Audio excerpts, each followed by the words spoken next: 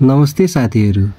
आज हामी नुवाकोट जिल्लाको रानीपावा गाउँपालिकामा रहेको फुङफुङ झरनाको अवलोकन गर्न गइरहेका छौँ।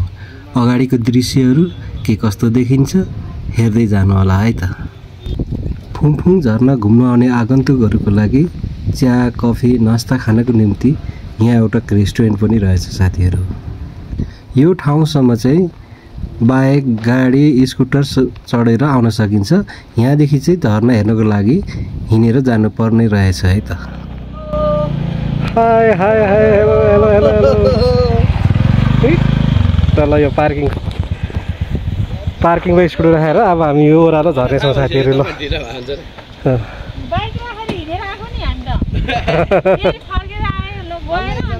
बाइकवाला मान्छे आएछ, एकछिन मलाई मान्छे छोड्दै मेरो बाइक ल्याउनु पर्यो। लिफ्ट माग्नु नि पर्ने अवस्था आयो त्यसो है तेरो बिचा। फुङफुङ झरनातिरको यात्रा अब पैदल यात्रा सुरु भयो हाम्रो होइन। ल ठिक छ, हाम्रो यो के रे फुङफुङ झरना, फुङफुङ झरनाको यात्रा सुरु भयो है।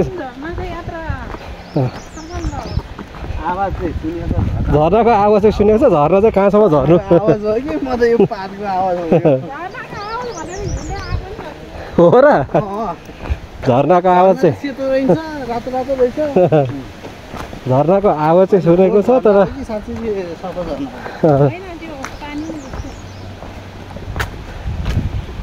झरना झरनाको आवाज चाहिँ सुनिया छ। झर्ना चाहिँ झर्ना मात्रै, झर्नु मात्रै हुने हो कि झर्ना पनि भेटिने हो थाहा भएन होइन। त्यहाँबाट सुरु रहेछ, ठुलै रहेछ झरना हो। त्यहाँबाटै देखिसक्यो। ल झर्ना जाने बाटोमा चाहिँ यसरी साइडमा रेलिङहरू राखेर व्यवस्थित गरिआएर छ साथीहरू। ल हेरौँ त अगाडि।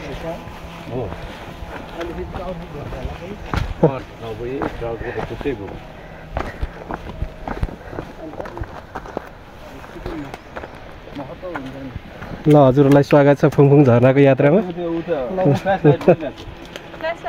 ए फ्ल्यासलाइट होइन, अलि सबै मान्छेहरू ब्युटी आओस् भनेर फ्ल्यासलाइट बालिदिएको।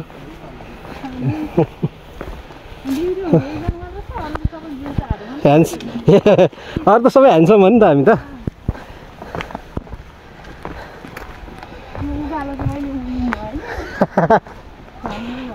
ल यहाँ केही साथीहरू पुरै खाजा खाएर बसिराख्नु भएको रहेछ। साइडमा रेलिङ राखेर।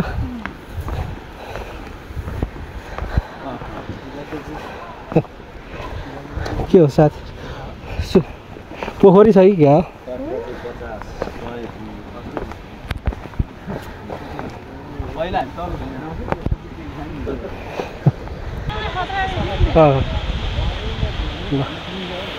यो अगाडि देखिरहेको चाहिँ फुङफुङ झरना है साथीहरू। ल फुङफुङ झरना, फुङफुङ झरनाको दर्शन गर्न हामी चाहिँ यो खुड्कीलाई झरिराखेको छौँ। घुँडाले दुःख पैसा चढाउनु लाग्नु भयो क्या? अहिले त झर्नु त ठिकै हो, उक्लिन चाहिँ गाह्रो होला जस्तो छ है।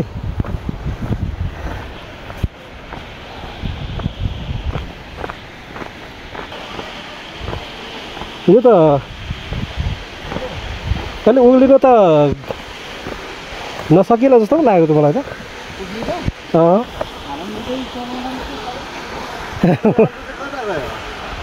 आउँदै हुनुहुन्छ होइन, मोबाइल निकालेर म पनि भ्लग बनाउने अरे। ल फुङफुङ झरना चाहिँ यात्राको झरना हेर्नु।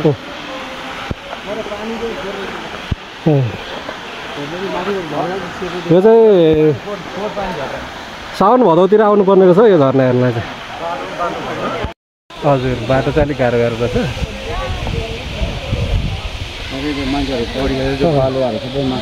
हजुर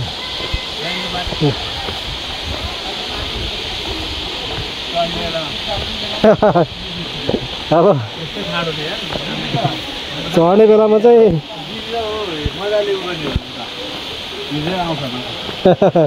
चढ्ने बेलामा चाहिँ गाह्रो झर्ने बेलामा यस्तो गाह्रो छ ओहो बाटो चाहिँ बडो डेन्जर रहेछ यार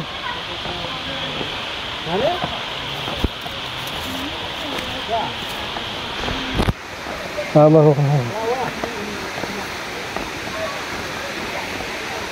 ल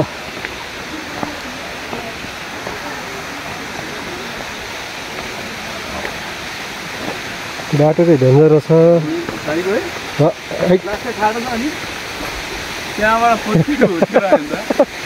डेन्जर छ त है बाटो डेन्जर ल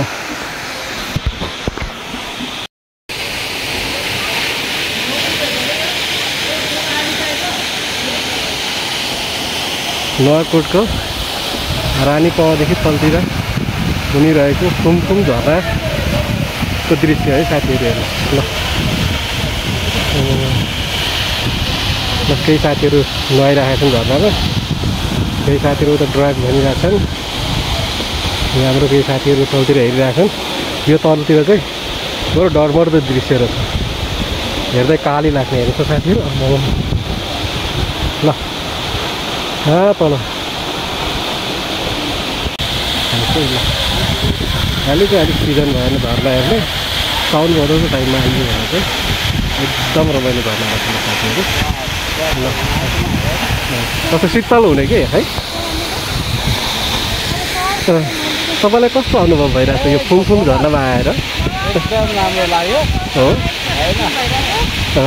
अहिले उस्मिता चाहिँ बिहे देख्छ ए कसको हो गरेको 10 वर्ष अगाडि बिहे गरेको अहिले देखिने भयो होइन ल बधाई छ हजुरलाई दुई डबल बिहे हेर्नु पाउने भयो के भन्छ त्यो पानीको आउँदा शीतल अनुभव भयो गर्मी भएर एकदम आनन्द शीतल अनुभव भयो ल तल पोखरी यस्तो रहेछ पोखरी चाहिँ अलिकति फोहोर जस्तो देखियो है पोखरी चाहिँ अलिकति फोहोर जस्तो देखियो अरू झर्ना चाहिँ एकदम राम्रो छ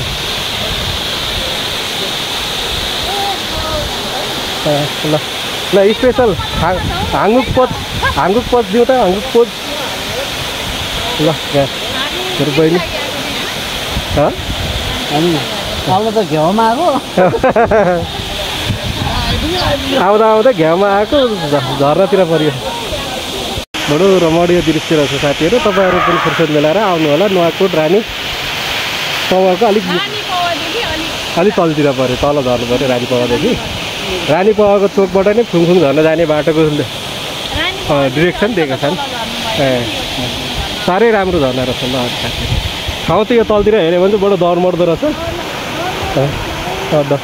बडो डर मार्दो छ यस्तो वरिपरिका दृश्यहरू हेर्नु है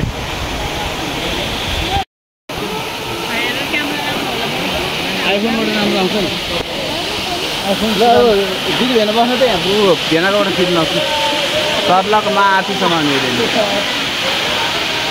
छुङछुङ झर्ना छुङछुङ फुङफुङ झर्दा फुङफुङ ल ल ल यो उताको फोटो हामीले पनि हाम्रो पुग्यो यो फुङफुङ झर्नाको तलतिरको दृश्यहरू है साथीहरू आमा कस्तो डरै लाग्दा हेर्नु त है टेर ल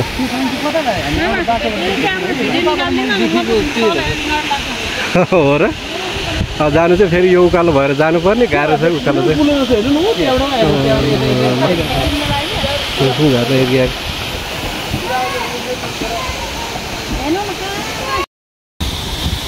ल त साथीहरू अब हामी फुङफुङ झर्नाको अवलोकनपछि फर्किने प्रक्रियामा छौँ अब यो फर्किँदाखेरि यो उकालो चढेर जानु चाहिँ साह्रै गाह्रो होला जस्तो छ हेरौँ बिस्तारै अब चढौँ है त ल ओके ल हामी चाहिँ फर्क्यौँ है त अब उकालो चढौँ हजुर फिडब्याक राम्रो रहेछ क्या पिक्चर क्वालिटी पिक्चर क्वालिटी होइन ठिकै छ त्यस्तो खासै धेरै छैन मेगा पिक्सल यो उकालो चढ्नु चाहिँ गाह्रो नै होला जस्तो छ हेर्नु त साथी कहाँ दामी देखिरहेको ल त साथीहरू आजको भिडियो यति नै अर्को भिडियोमा फेरि भेट हुने नै छ त्यति नै समयको लागि बिदा बाई बाई ल